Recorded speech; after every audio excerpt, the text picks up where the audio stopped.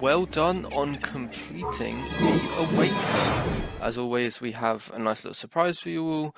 Rima and Setbar have done some as well, so these are the additional videos for completing the Awakening. So, let's just get into it. As always, we've got the M5, so let's dig into what we see. What is the first thing that we always start with our Awakening checklist? Of course, it is, has Asia ended? And I can tell you, yes, Asia has ended. Okay, perfect. So, just gonna give this away. On this day, we do not have a medium inducement for the day, but we do have a medium inducement that we are trading away from the prior day. So we'll go into that a little bit. But obviously, what do we see here? Well, obviously, we have to mark up our first liquidity points for the day, which was, of course, Asia high and Asia low. But other than that, we don't have too much going on. So let's jump into the overall picture on the M15. Now, what we can see the previous day is first we had our equal highs that they induced to the high side to do what? Go lower.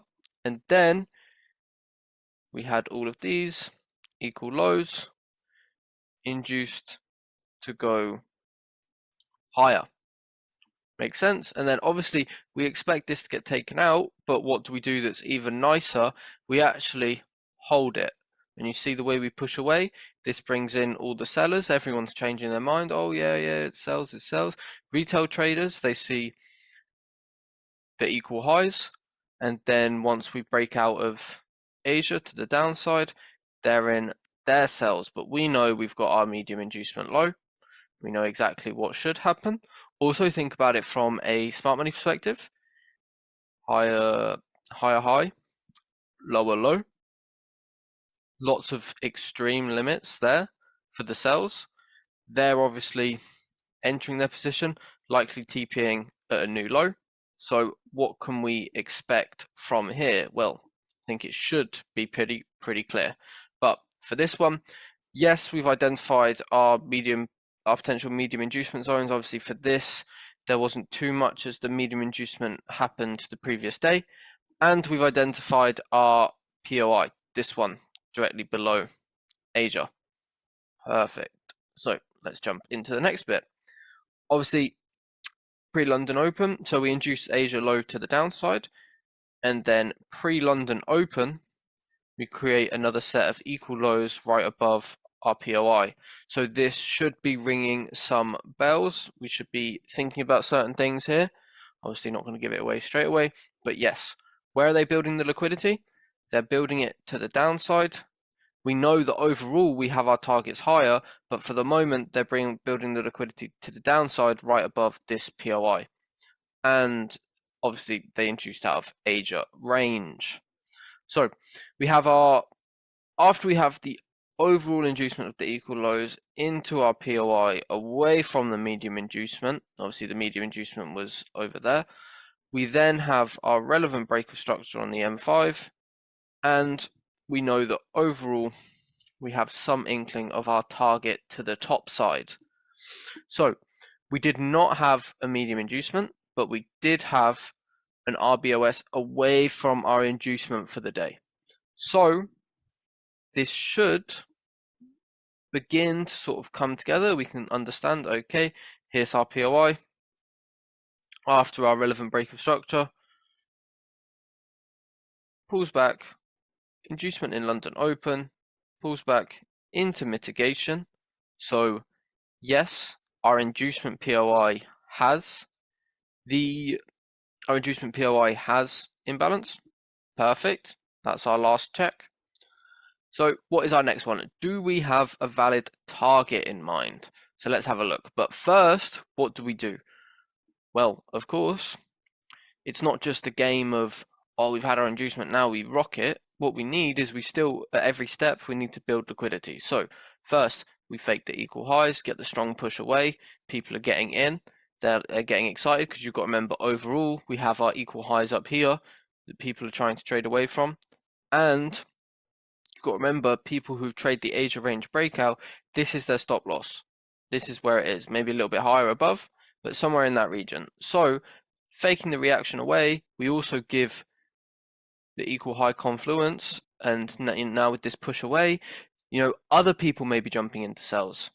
So we have to keep that in mind. But we know, okay, we're trading away from our medium inducement to the left. We've obviously mitigated the POI away from that, built liquidity above, given our relevant breaker structure into mitigation, and now we expect to go. So let's have a look at what happens. So obviously for target, well, like we spoke about, so many people selling from here. You've got your smart money traders, probably M5, M1 extreme. They've been tagged in. They're thinking that they're running straight to profit. Equal highs, they're getting in. Resistance, they're getting in. Everyone's getting in. So why does this mean that this should be our most logical target? Well, if we know that we've had a medium inducement to the downside, we're now trading away from that, we know that we want to target where people's stop losses are, and obviously people's stop losses are going to be above here, so this makes the most logical target. So how many things do we have in total? 1, 2, 3, 4, 5, 6, 7, 8. So 8 out of 10, not bad. We can look to trade it. So obviously just using the M5, we have something like this, right? Where you've got your inducement in London Open, followed by your relevant breaker structure, back down into mitigation, into your overall target of the equal highs.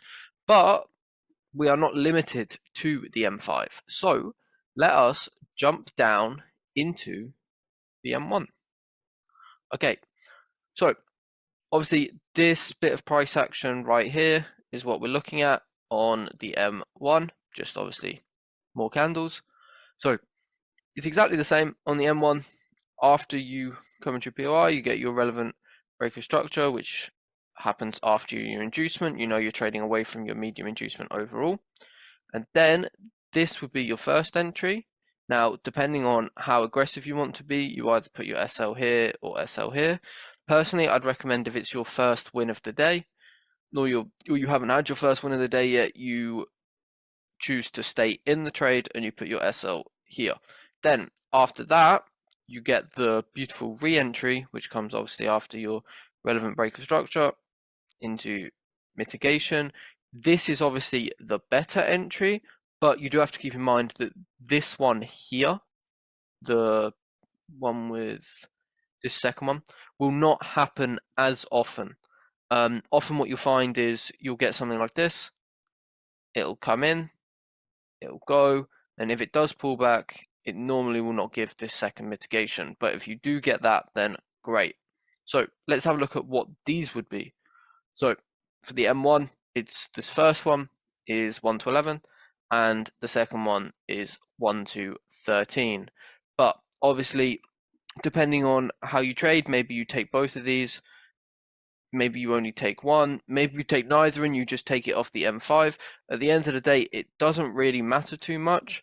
What I'd recommend is that you do what you're comfortable with, and you do what works for you. And to know what that is, you have to test it out. There's going to be a lot of work required after the awakening. It's not going to click straight away. You're going to need to put in a lot of time. And yeah, just to be like completely honest with you guys, obviously we're in an industry where only, I think it's 5% of people make it, probably even less. That's just the numbers they give you, probably even less. So it should go without saying that an immense amount of work is required, even if you do have an edge over other people, because then you've got to take into account psychology. Once you get to this point where you're exchanging money for money, you're exchanging money and time for money. If you go work a job, you're guaranteed to get paid whatever that amount is. In trading, if you put in the time, eventually you will get to that point, but you're not guaranteed to get to that point. You need to put in the time and you need to put in the effort, and this is obviously no different. But that's me done for the awakening. I hope everyone has enjoyed it. I hope you've taken good things away. I know that it will change your chart vision, and I can promise you that if you do put in the work, you will get good things from it.